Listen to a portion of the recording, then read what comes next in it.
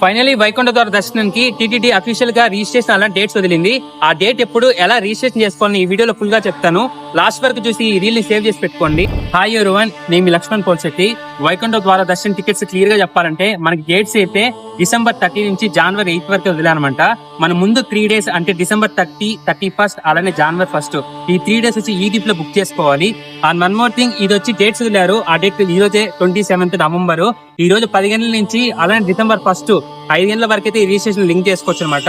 ఎవరైతే రిజిస్ట్రేషన్ చేసుకున్నారో ఆ డిప్ లో ఎవరైతే విన్ అయ్యారో వాళ్ళకి వచ్చి December 2 కరెక్ట్ 2 PM కి వచ్చేసి వాళ్ళ రిజల్ట్స్ వస్తాయన్నమాట. ఈ 3 days కి మీరు లక్కీ డిప్ లోనే తీసుకోవాలన్నమాట.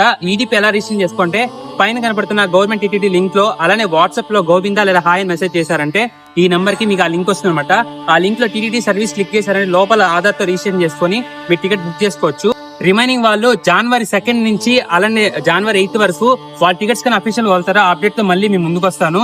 ఈ వీడియో మీ ఫ్రెండ్స్ అండ్ ఫ్యామిలీకి షేర్ చేసి అలానే ఇలాంటి మరిన్ని వీడియోస్ కోసం మన పేజ్ కొంచెం ఫాలో చేసి పెట్టుకోండి. ఓకే, మరి నెక్స్ట్ వీడియో కలుస్తున్నా. Bye bye.